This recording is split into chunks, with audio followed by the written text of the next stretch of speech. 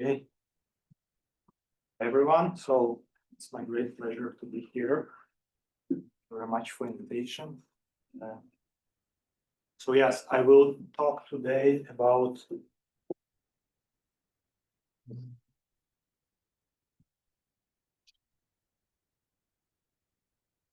I don't know what that is.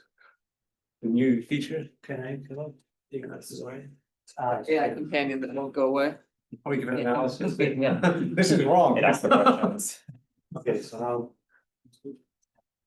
Yeah, so this talk will be about symmetries, specifically non-invertible symmetries and their spontaneous symmetry breaking. But yeah, let me start to talk generally. So symmetries are it's a central part of physics. And one of the reasons is that it kind of unites people, and people who do very different things can agree that symmetries are important and allows people to talk, like experimentalists and theorists, and so on. And so for this talk, the important milestones which are relevant for this talk, symmetries in physics, are the following. So first, it starts with realization how to represent and realize symmetries in quantum physics. So this was work by Weyl, Wigner. So how to represent them in quantum physics. And then another breakthrough appeared with the work of Landau in 1930s, who realized that we can use symmetries to talk about different phases of matter. And he introduced this important notion of local order parameter to distinguish different phases. But later, starting in 70s, I think, and even a bit earlier, so we started to get these new phases of matter, which people call topological phases. And there, Landau's prescription did not work. And so people realized that these phases can be classified by introducing some non-local form of order, different forms of order. And then the problem was that, like, we had this dichotomy between phases, Landau-like phases of matter and topological phases. But in recent decade, I would say, so there is an effort which is called usually by this common name generalized symmetries, which tries to resolve this dichotomy. And so we recently introduced different types of symmetries, which we before did not call symmetries, but now we generalize the notion of symmetry. And the idea of that is that with this, and some of the symmetries are shown here, like multiple symmetries, which lead to fractals, physics of fractals, higher form symmetry, which are important for understanding the phases of gauge theories. And also this symmetry, so which will be the topic of today's talk, non-invertible symmetries, where the symmetry cannot be undone, so there is no inverse of it. So it does not even form a group. And the idea is that in this line of research or area of research is that we will understand from the point of view of generalized symmetries this classification of phases. Maybe come up with a unified understanding of generalized Landau paradigm. So this is and the idea here, of course, is not only like renaming the phases and saying that they are now in Landau paradigm, but also to understand properties and predict new phases of matter. Okay, so the idea of this talk is to progressively generalize transverse field Ising chain to talk about this such that we have this non-invertible symmetry in a simple lattice model. And so first, I would like just to set up the notation and so on. So let's talk about usual Ising chain, where we have a chain of qubits. one-dimensional chain, whose time evolution is governed by this Hamiltonian. So the Ising term has what we call J, like the coupling, which tries to create a ferromagnet in the z direction, and the competing term is the transverse-field term, and I will call the coupling H. And this model obviously has a Z2 symmetry, which is generated by this product of axes on all sides of the chain. And of course, the phase diagram is well known of this model. So we have two phases, the large J phase, where this term dominates, ferromagnetic phase, where we have degenerate two ground states, either all spins pointing up or spins pointing down. And then in the opposite limit, where this term wins, it's a paramagnetic unique ground state, which makes this term happy. And so this is a paradigm of spontaneous symmetry breaking, because if we act with a symmetry generator on this state, we do not get it back, but we get the state, the other state. This is spontaneous symmetry breaking of Z2 symmetry, and the action of the symmetry swaps us one state to another. So now the idea is, or the question is, how can we generalize this to first other finite groups? So this is Z2 group, Z2 spontaneous symmetry breaking. So let's make it in steps. So first I will go from Z2 to Zn, and this is done quite easily by just increasing the building block. So from a qubit or from spin 1/2, we go to a qudit, which has a Hilbert space of dimension n, call it big N. And then we have a chain of these qudits, and then we will generalize what are our Pauli operators. So we'll have also operators z and x, and they are usually called clock and shift operators.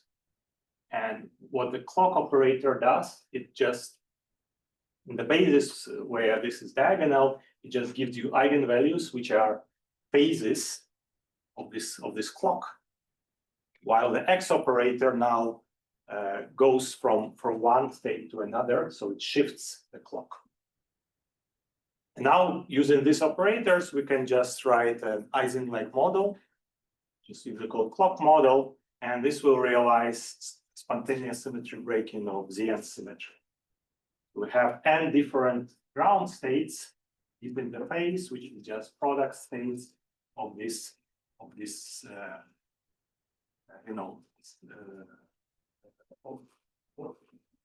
the basis states. And now when I act with the symmetry generator, I go from one SSB state to another.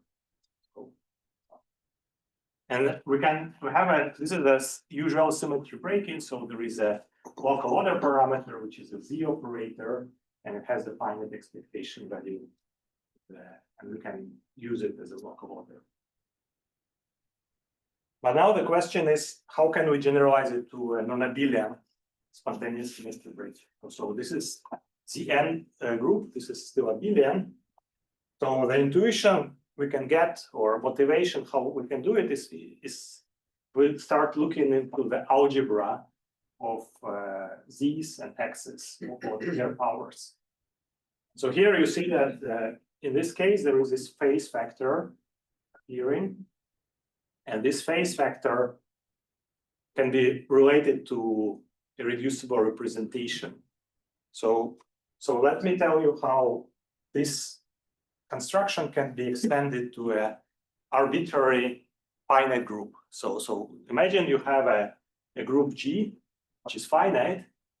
And so we will introduce qudits, which are associated with these groups.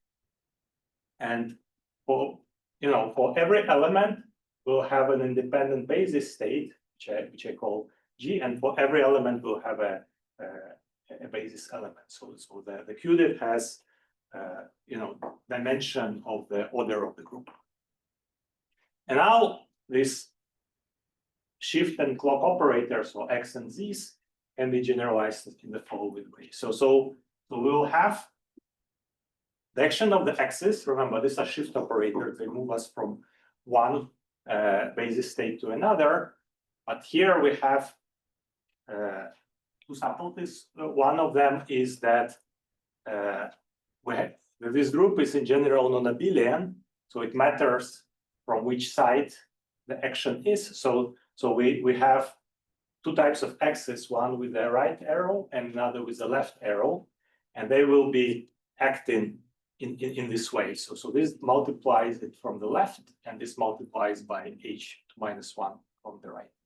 And so you see, for every group element, we have an independent shift operator. And then with these, remember, these usually in this basis should give us eigenvalues, right? So this should be kind of diagonal in this. This should be diagonal in this basis, and should give us some kind of. Before it was this were phases, these are irreducible representations, but now for a general group we can have also irreps which have dimension higher than 1, and so here we will construct operators, matrices out of operators. So this alpha and beta indices, they label states inside of the irrep.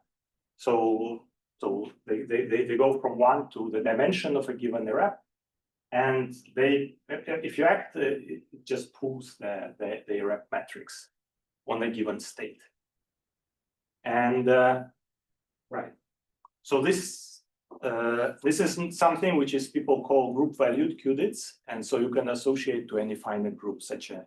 So this is the definition of the notion of. So this is a definition of the notion of generalized Pauli operators. And I learned it from this paper, but I think there are even earlier works also. So Qudit paper, for example, use it as well, but here it was written very explicitly. So in the case of the Zn, it reduces to the previous. Yes, exactly. So even for Z2, yeah, it reduces to the previous notion of. Exactly. So you already had action of a non-Abelian group on the endits, right? You had all of UN, and I guess you kind of showed it in the last part of your last slide. So there is some non-Abelian, stuff there already, but I guess you don't have to do this, right? But you're saying this is one way to. So my aim right now is to realize non-Abelian SSB. Yeah. Right. So I did it here with Zn with this usual clock things. Yeah. So now I want but as we point out, right, there's a non-Abelian action of operators even on an endit. So you probably could do some non-Abelian SSB even with this framework, but I guess you want a framework that would generalize to any group. So I think the point is the following. Yeah, we should be careful here. It's not that these things do not commute, which I kind of want. I want to have a group, right, which is in this case Cn, and I want to realize spontaneous symmetry breaking of that. But now, like I say, what instead of Zn, I take S3, for example, which is a non-Abelian finite group. Yeah. So how can I? Yeah, I guess I'm saying maybe that is non-Abelian. That's a subgroup of UN, which is being realized by your X and Z's, and you could. Right. I guess I'm just saying there might be another way, but I'm happy your way to do it. For sure. Yeah. But I think my point here is that I'm encoding the group into my building block, right? And into these operators. So okay. The number of X is the number of elements of the group G. Yes. And the number of Z is the square of the dimension of the representation. Exactly, yeah. Right. Do you have a question? But maybe in response to Luca's thing, I'm not sure if that would work because on operators it would have a commuting action, I guess. You want a symmetry that can act non-Abelian on operators, I guess. Is that correct? Whereas X and Z, since they commute up to phases, when you conjugate an operator, they would always act like a Abelian. Well, I guess I'm saying for the endit, you could make a Hamiltonian that has UN symmetry or any subgroup of that. UN, sorry. UN. And I'm saying you could probably cook up, something that only has a discrete non-Abelian subgroup. Because the other group is Sn. So, Right. I mean, the bottom group is already Sn. Right. Okay, so let's carry on with this construction. So I will show you how to, for any finite group, how to realize SSB of that using this kind of building blocks, okay? Okay, so now this is exactly this question about how many of these things are. So you see, by the way, that they're labeled by different things now. This is labeled by group elements, and this is labeled by different irreps. But like in group theory, you have this nice relation between sum of squares of irrep dimensions and the size of the group. So there is actually the same number of these x's and z's. And now the generalization of what I was showing you before, this relation between this and x's start to look like that. So you see that if you write it in the opposite way, there is an irrep matrix which appears here, which is contracted. And this relation can be understood really nicely if you start thinking about tensor representing it as tensor networks. So this is very useful description. So I will be writing these z's, which has like of having like as tensors which having two types of indices, alpha and beta, which are these indices in the irrep space, and then the physical indices, which is labeled by this g's here. Sorry, quick question. In the last slide, when you said the number of x, are you counting only one of the like right shift and not the left shift? Yes, exactly. That's correct. So number of, let's say, these things, same as the number of this. Yeah, that's correct. And can you always implement the left shift as a right shift and some other thing, or is there a relation between them? Or? Well, can't you just solve G H inverse is H prime times G for some H prime? Oh yeah, of course, yeah. But that depends on G, right? Yeah, so I'm defining now two types of operators, these two x's like that. So are you asking about if they are kind of redundant in some way, or? Well, yeah. You can solve it though, Pranay, because you would get, I mean, if you just say H prime G is G H inverse, you can solve that equation for H prime in terms of G and H. Yeah, but then that H prime depends on G. You want an operator that's independent of G. You have an operator which is... For each G, you can't do it though. You can only do it for individual. That's true. That's true. Okay. Okay. Okay, so then let's go here. So this commutation relation can be written then in this way.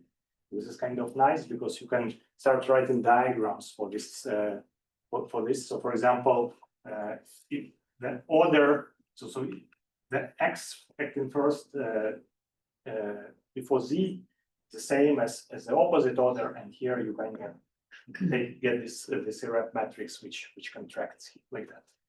There is a similar relation for the other x as well. Okay, but now we can write a model which looks like an Ising model and has this G symmetry breaking. So I just put together two z's, and remember they have indices, so I need to contract them, and I take a trace, and then I sum over all irreps. So here this model is kind of what I'm showing is fine-tuned. You can write even more general model which has this property, but I decided to write it in this fine-tuned way. So this is the Ising term, and then for the transverse field you choose one type of axis, which is, let's say, this left arrow x, and add it to the Hamiltonian. And so now you can check that the product of axis with the opposite arrow commutes with the Hamiltonian. So it clearly commutes with that because this is left and right action. So they definitely commute with each other. And using this commutation, so this diagrams, which I showed you before, it's also easy to show that this term also commutes with this. Would that have worked if you summed over the irreps independently with different J weights? Yes, it would work as well. Is that the most general Hamiltonian that would have that symmetry, or? Yeah, so exactly. You can put a arbitrary like coefficients here. There. Yeah, This model has a nice property, but because you can write it as the sum of projectors actually. So, but you're right. Like you can put arbitrary coefficients here.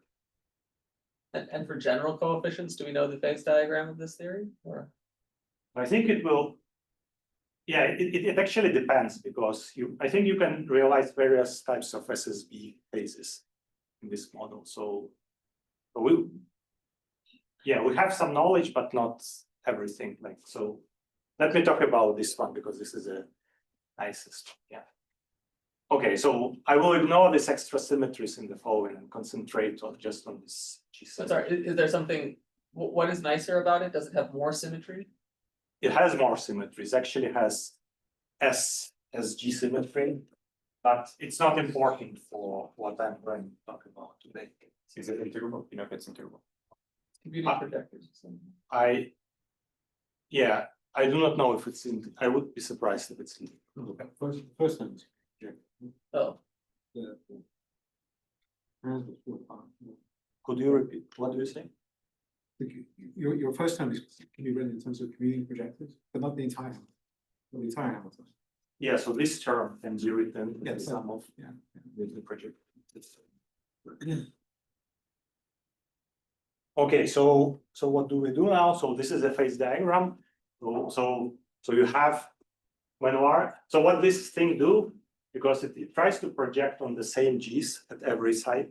So it will kind of prefer this kind of states, which is labeled by the group element. If you make this term very large, it will try to do a superposition of all states with the same with the same coefficient, and it will create a parameter. So basically, you have a spontaneous symmetry breaking of this G symmetry. To act on this, you just go from one state G to another G. Okay? Yeah. There's some generalization of Kramers-Ronnier duality that allows you to pin down the critical point. Yeah, this model has. Okay.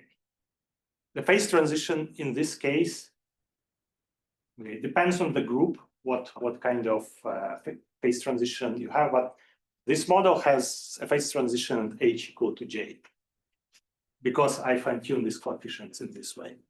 So yes, there is some notion of, but I don't want to talk about here much about that. Yeah. So for ZN clock model, you have the U1 emergent symmetries, right? Do you have any emergent symmetries? I do not know. So I'm talking about this symmetry, which is explicitly clear from this.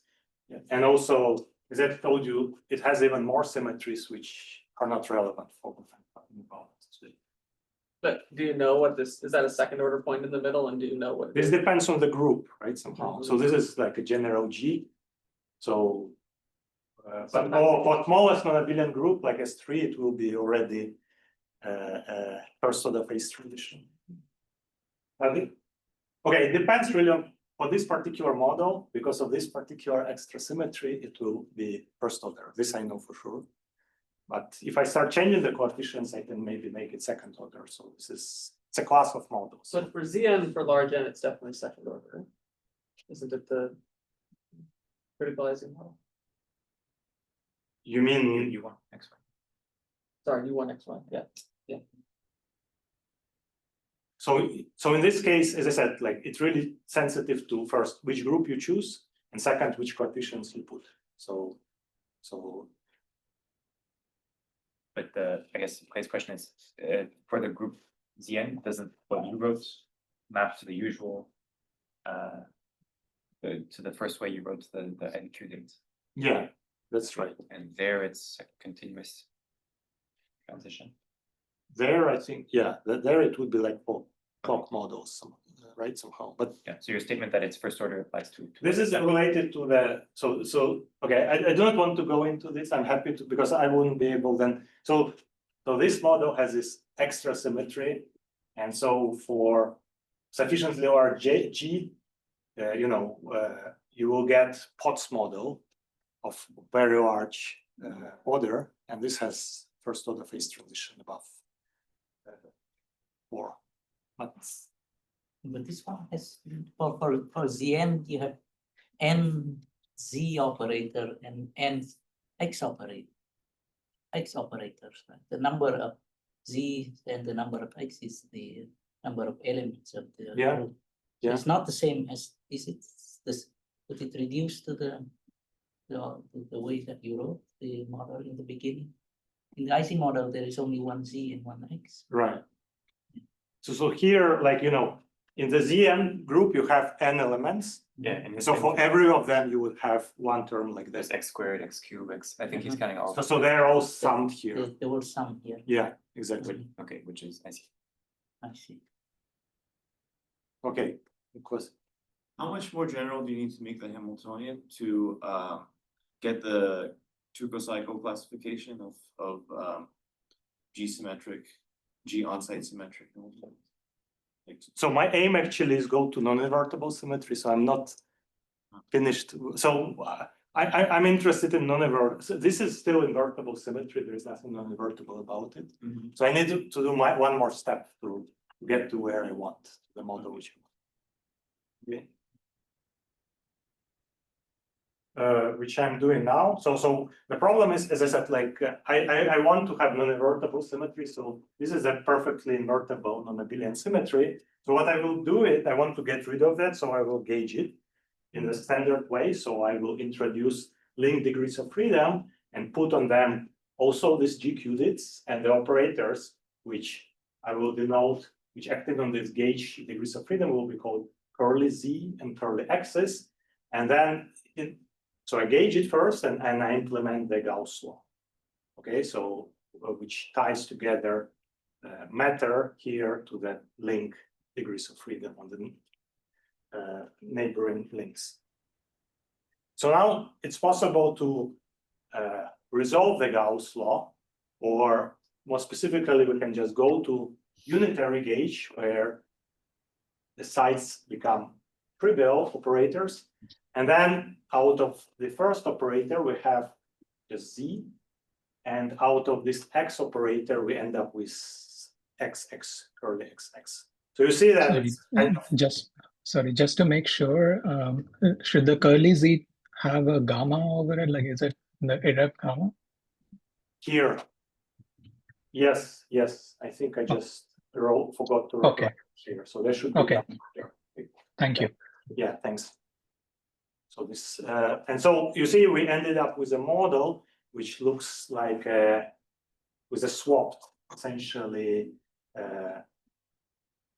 No, sorry, like where out of ZZ we ended up with XX, and out of X we ended up with Z.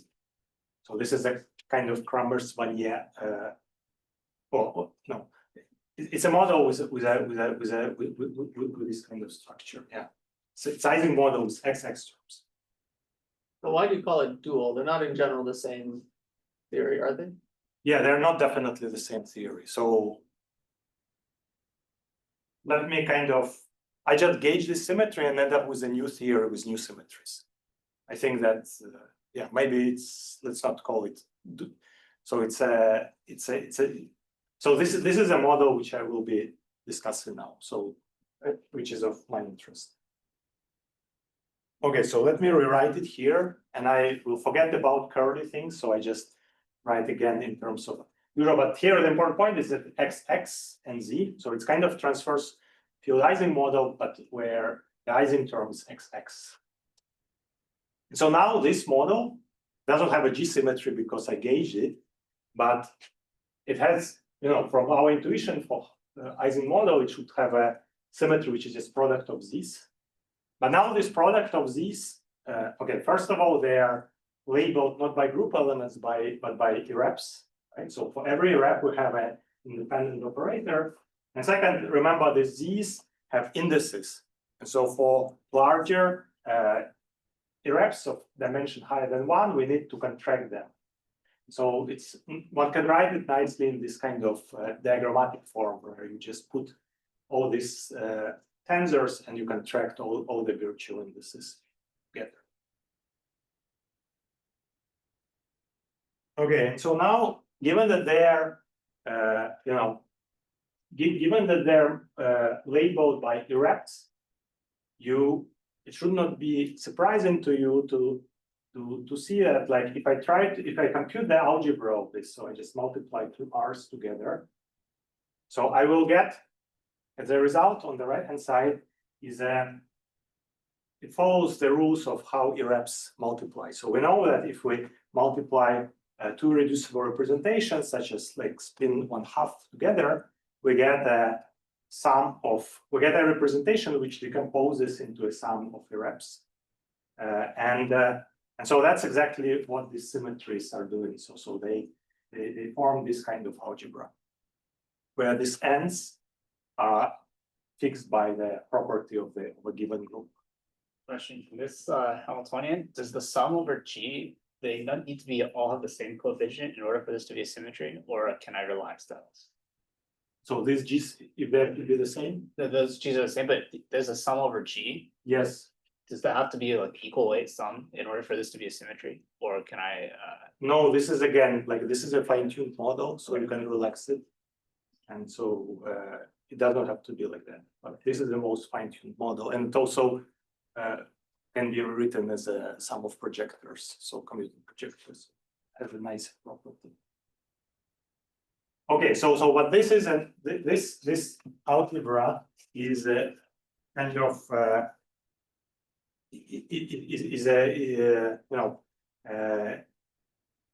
in general it cannot be inverted. So some of these operators cannot be inverted, and you can show it in this case very simply by just acting with these operators on on the basis states.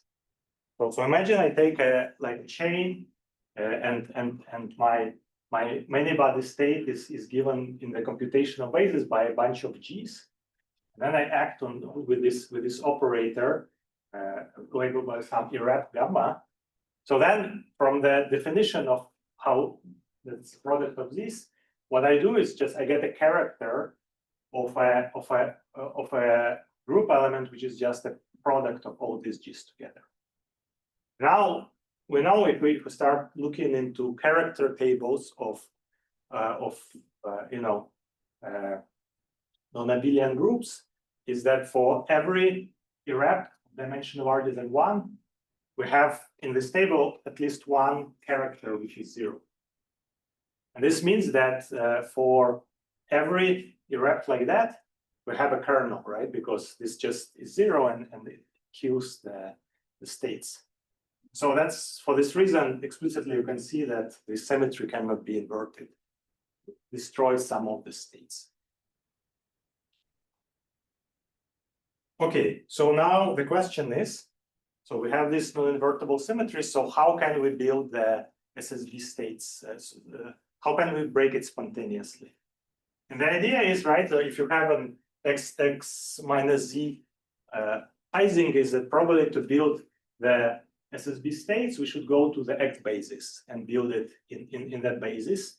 And that's what you can do here as well, in a kind of generalized way. So you can go from the computational basis, which is like analogy of the Z basis. You can go to a dual basis, which tries to diagonalize X's. So here X's cannot be simultaneously diagonalized because they do not commute with each other in general, but you can do best of what you can block diagonalize these operators, and this is done by just superposing the computational basis with this irrep weights.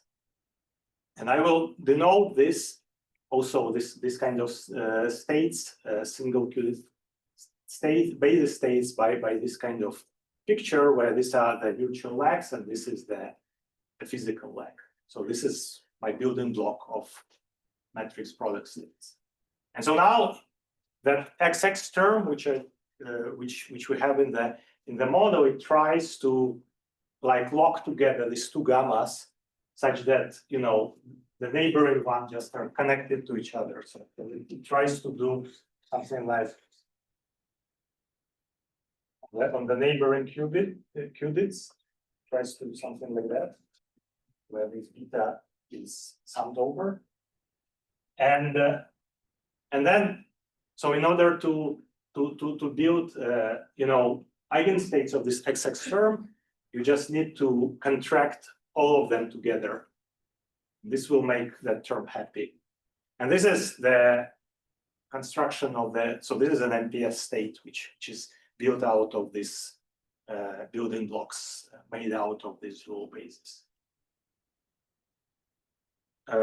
Right. So now, what are the properties of this symmetry breaking? So we see that symmetry broken states are labeled by irreps instead of group elements, and you can compute quite. It's quite straightforward to compute the expectation of the local order parameter, which is x in this case.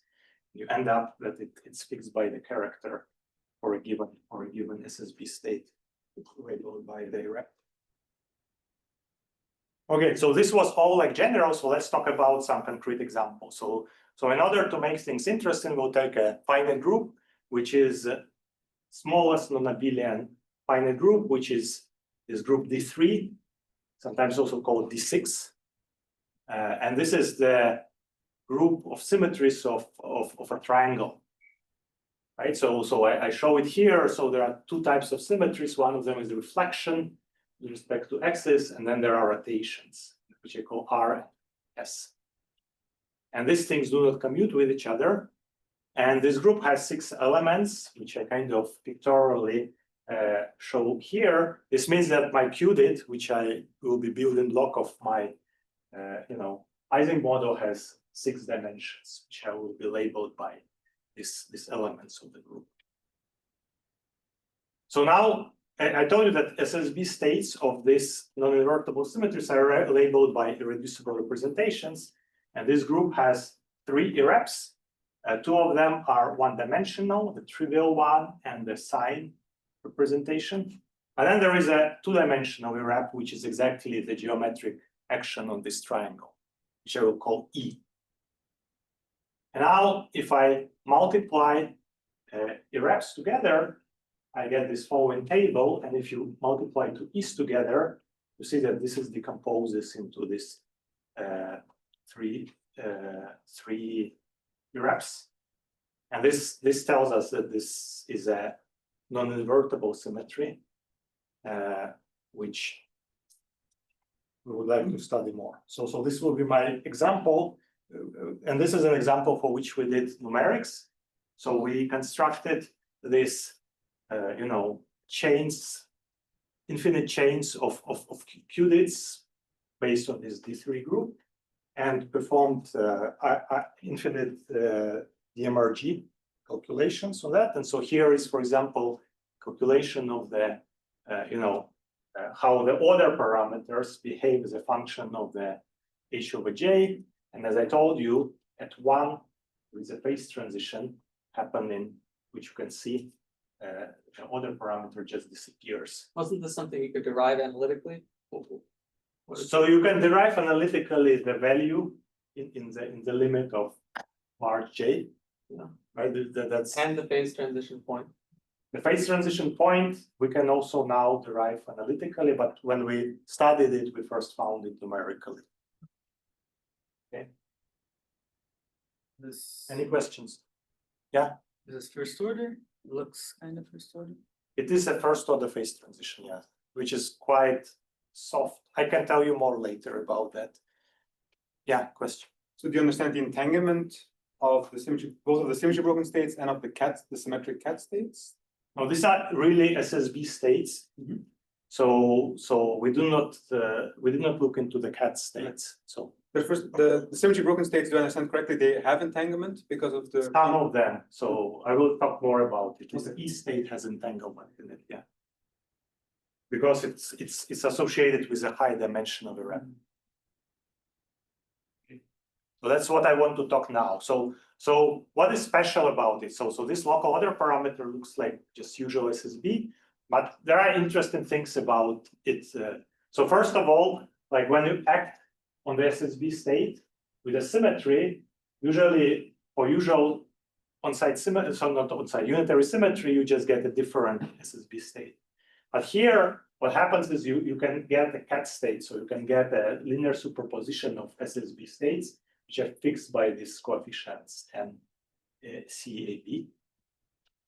But another thing which I want to emphasize even more is that these states are really different. So these SSB states, because you remember they are built out of this product of this MPS tensors, and the dimension of the virtual lag depend on the dimension of irreducible representation. So for example, this one-dimensional irreps, the states associated with them are just usual product states as we expect in ferromagnets. But this E state is a NPS where we have one dimension too. So the virtual indices go with like are 1 or 2, and we need really to contract a lot of these tensors together, and they carry entanglement.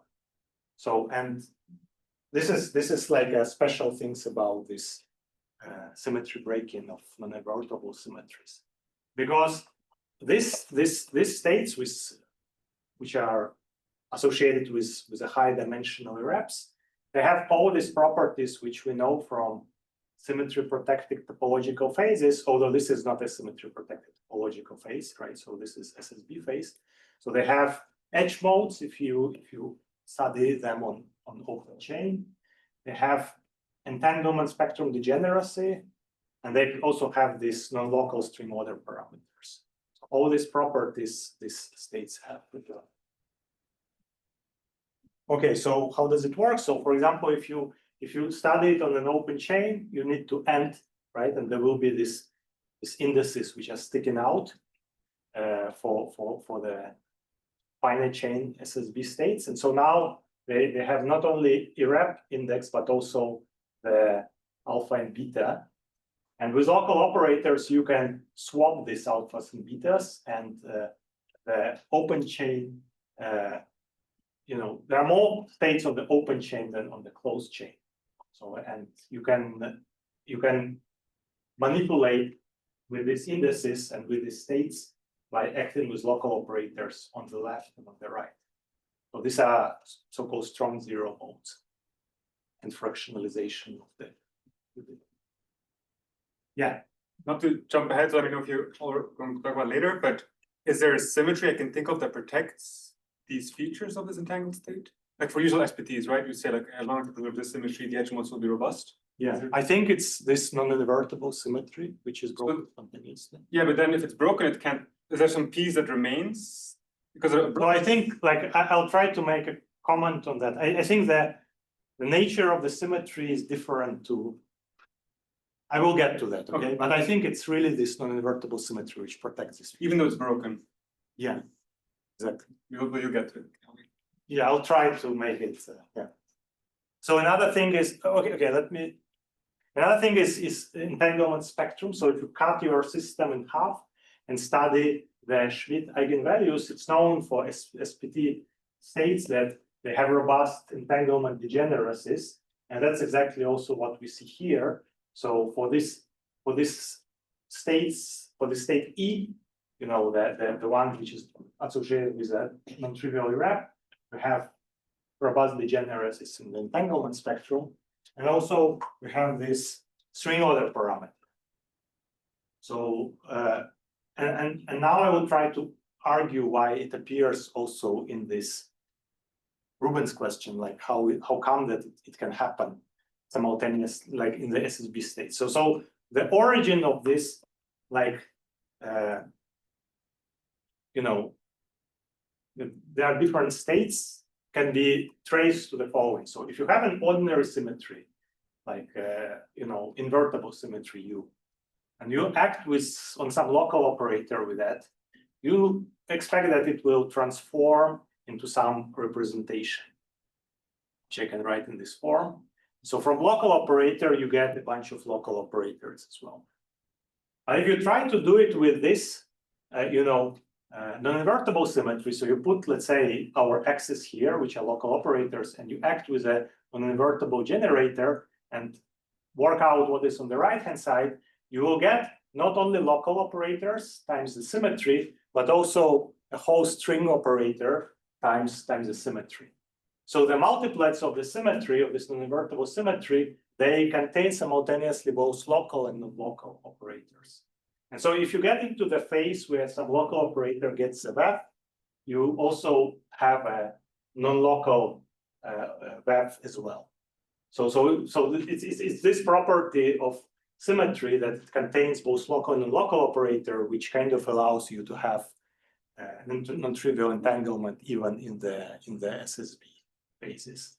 So here we worked it out for a string order. So once again, in this E state, we measured the string order parameter, which is a product of Z's on a long interval decorated by some X operators at the boundaries. And you also can see that there is a jump at 1 from finite value to 0.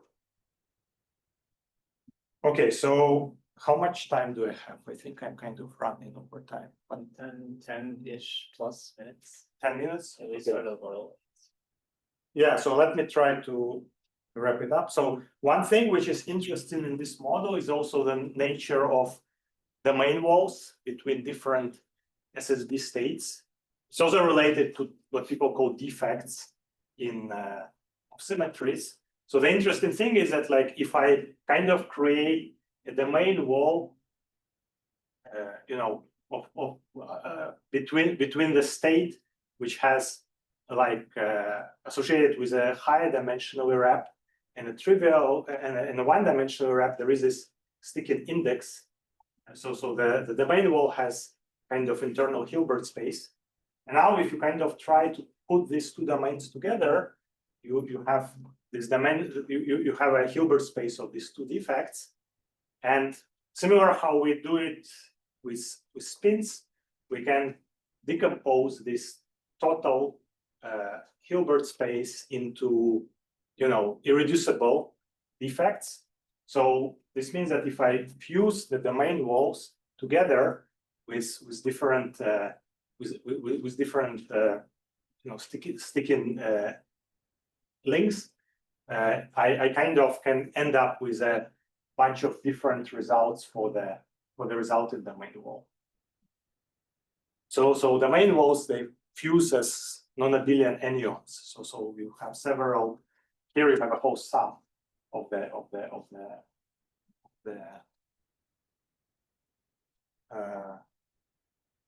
domain walls. Yeah.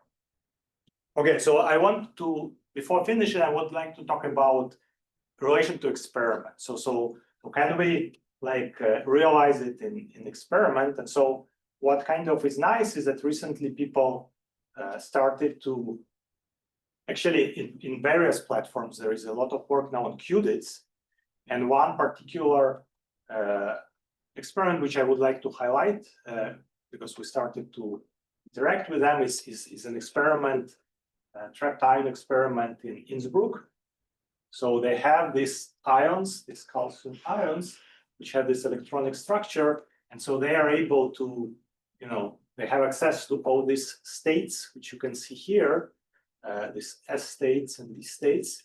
And so what they decided to build a quantum computer based on these states. In part, what it means is that they can act with gates on the chain of these calcium ions, and they also can read out the qudits. So they want to use it as a quantum computer. And so recently, these people, they studied like a preparation of what's called AKLT state, which is an SPT state with entanglement, which you can do by sequential, entangling qudits.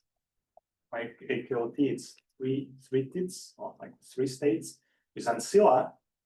So we can use a similar trick for our case, right? So for the smallest size of the qudit, to make it get this non-invertible symmetry 6 for this S3 group or D3 group, which I told you about.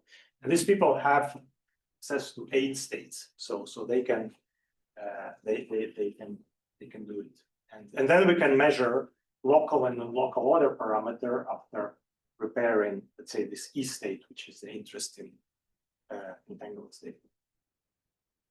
Okay, so let me see. So this is, let me wrap up talk. So it would be interesting. So I try to convince you that SSB of non-invertible symmetries is like I have unexpected features and kind of mixes what we know from local order and non-local order together, and this happens due to the form of the symmetry. I think it's of course also important for non-Abelian lattice gauge theories where we have closed Wilson loops which behave as the operators of the symmetries which we wrote here, which I called R gamma, and they also confuse and in a non-invertible way. I told you that the phase transition which you found in this fine-tuned model has a special symmetry because it happens exactly at j equals to h. There is a good reason for that. So one can actually ask a question: what is a property exactly at the phase transition? So do we have an extra symmetry there related to this, really, in this case, duality, really which Kramers-Vanier duality? And of course, then an interesting question would be to extend it to higher dimension, and there it should be related. So symmetry breaking becomes topological order. So its properties of mixing local and non-local order should also appear there. Okay, thank you very much.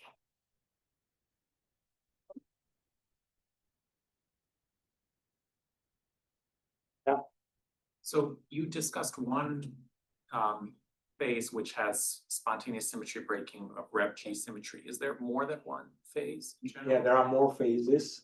They all have full spontaneous symmetry breaking. No, they don't have to all. I guess what I'm asking is there more than one phase with complete spontaneous symmetry breaking? I think there are more than one phase, but I think with this model you probably can get only this, or you can get partial breaking, where you break only part of the. But I know that people now wrote papers about, there are various ways how you can spontaneously break non-invertible symmetry completely. And I'm not sure, my guess is that in the model which I wrote, you can just have one. But if you want to break spontaneously your symmetry with some leftovers, then you can do it here by tuning these coefficients. Yeah. Do you know how to modify your model to access the other phase? I do not know yet. Yeah, I do not know yet. Yeah. So this phase transition at j equals h, is this for any group with those particular fine-tuned? It will be for any group, but you need to fine tune it to this model. So you need to put these d gammas there. So the point is, I can tell you later why it is like that. But yeah, so you need to have, sorry, not the gammas. The gammas are irrelevant here. So you want to have these coefficients are the same. Yeah. But then for any group, there's this transition. There will be a phase transition at h equals to j. But this analysis doesn't tell you if it's first or second. First or second order. Yeah, and the order depends on eventually it depends on number of elements in the group. So yeah. Presumably you can add some explicit field to select out the E state as a unique ground state. Yeah. Would you expect the SPT properties to remain by some remaining symmetry? And Yeah, if so what you can add a longitudinal field to that, like X here. Right. This will break the symmetry or sum of parts. And what will happen is that now this let's say for this S3 example where you have two product SSBs and they will split. So this SPT will go down and But it's protected by what then? What is the remaining symmetry that protects the SPT? Exactly. So yeah, so then the SPT would be protected by some, I think it would be, okay, it depends on the group, right, somehow. And It's S3, yeah. But for S3, I think you can find some kind of Z2 times Z2. I would need to think about it, like So then you're saying it becomes a conventional invertible SPT. Like yeah, exactly, invertible. after breaking. So what this non-invertible thing does, it puts these things together. So this SSB things, this product things, and the SPT state, they just appear simultaneously. That's what this non-invertible symmetry protects. But yeah, you're right. So you can split this nicely with a longitudinal field. What is the claim symmetry of the point H equals J? You're asking which symmetry it has? Yeah, what extra symmetry? What is the extra thing that singles out H equals J? You alluded to it, but I'm just asking for a sharper description of it. Yeah, so the claim is like that. So I can talk about it now. So this thing with these coefficients is a sum of the projectors which try to project on 2 qubit states, which you can call this. But now, if you write it as projectors, okay, it's a bit easier to actually show it. I think it's a bit complicated. So let's talk about. There isn't some slick answer like rep G gets enhanced to some other fusion category.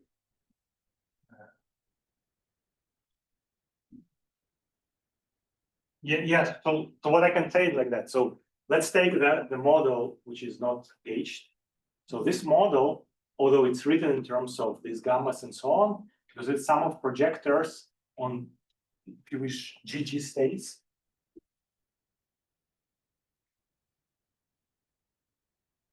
Where we have 2 neighboring G's, it does not know which group you are actually doing. So the only thing which it cares is how many G's you have.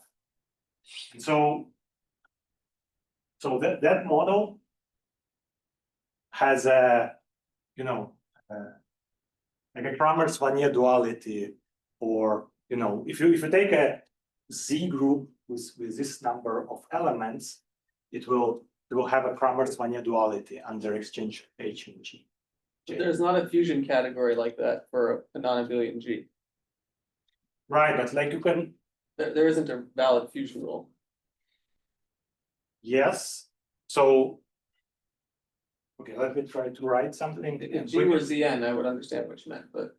Right. So let me write you, like, we can talk more about it because I think it's, but. So this is my ZZ model. The ZZ model. And because what I told you about this sum of projectors, it actually, this model does not know which group I'm doing. So this is just like sum of products on GG states. It doesn't know which group I chose. Okay. And so this model, there would be like a Kramers-Vanier duality between, JZZ minus HX and HZZ minus JX. And now the other model is a gauged version of that. So if you do gauging, you would end up with XX model minus Z X, and if you gauge this one, you will get HXX model minus J. And so these two models also have this thing, because you can kind of start here, go like that, and like that, map from here to here by kind of doing like engaging, Kramers-Vanier, then gauging. So the dual model also has this. So I understand it at this level, that you can kind of, because this original model really does not know. It's kind of, if you write it in terms of projectors, you will realize that it's just a bunch of terms which read like that, and you sum them over all G's. You absolutely know nothing about the group which you are doing. So you can take, let's say, Z group with a number of the order of the or rank of the group, the number of elements in the group, and it will also have exactly the same term. So what I'm saying is that through these kind of steps, you can work out what is an extra. But I cannot tell you like which category it is right now. So I'm just saying that. So is it right to say like for this model at h equals j, or sorry, for this model at this special value of this with this special way of writing, the G symmetry is enhanced to SG. Exactly. Yeah. And then at this critical point where h equals j, it's self-dual under the, if I gauge the ZG subgroup of SG. That's the Kramers-Wanier you're talking about, right? No, I'm talking about that. The first part was correct. So, Yeah. But what I'm talking about is if you write the model, the relevant term. So this term is just given by this sum. Yeah. Let's see. It tries to just put you into the right. Yeah. And if you look into this thing, it does not know which group you are doing. So you can take a Z group with a number of. Yeah. So you do Kramers-Wanier with respect to that. Yes. Yeah. Then it will have exactly the Kramers-Wanier extra symmetry. That's what I'm saying. Then in order to so that explains why this thing has a phase transition H equal to J. But if you want to understand why our model has also this phase transition, then you would need to go like in these several steps. Yeah, do kind of gauging, then you do Kramers-Wanier, and then you do gauge, and then it will relate these verbs. I cannot explain more than that right now. Yeah, but eventually, I think mathematically there would be.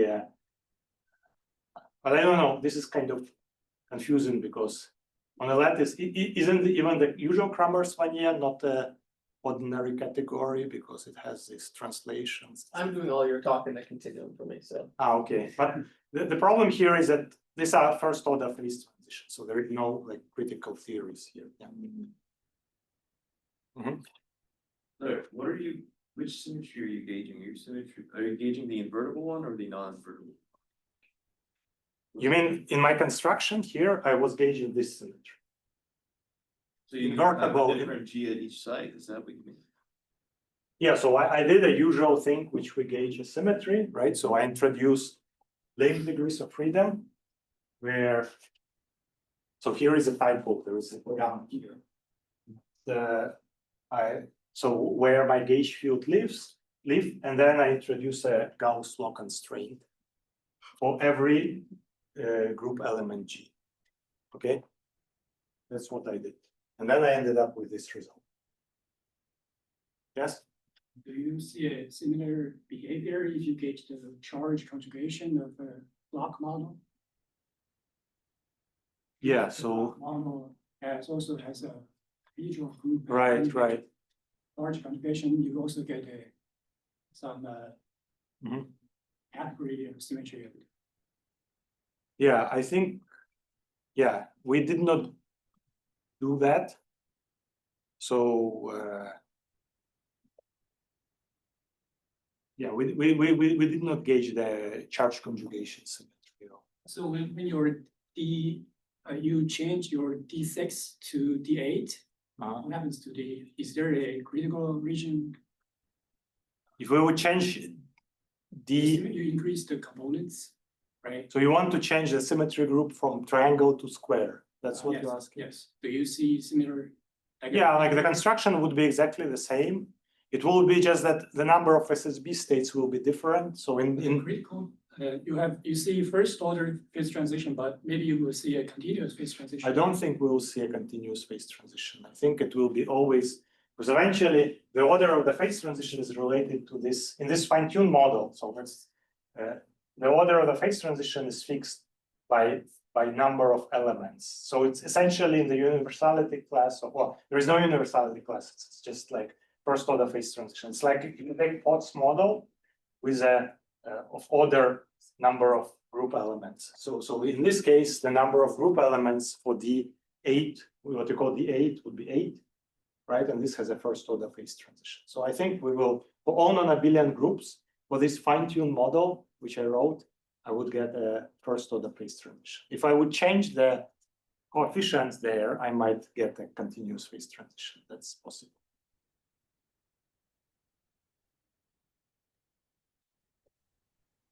Okay, if there's no more questions, let's thank Sergej one more time.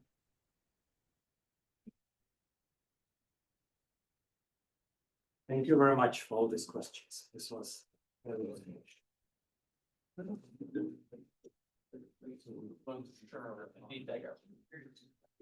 Yeah, there's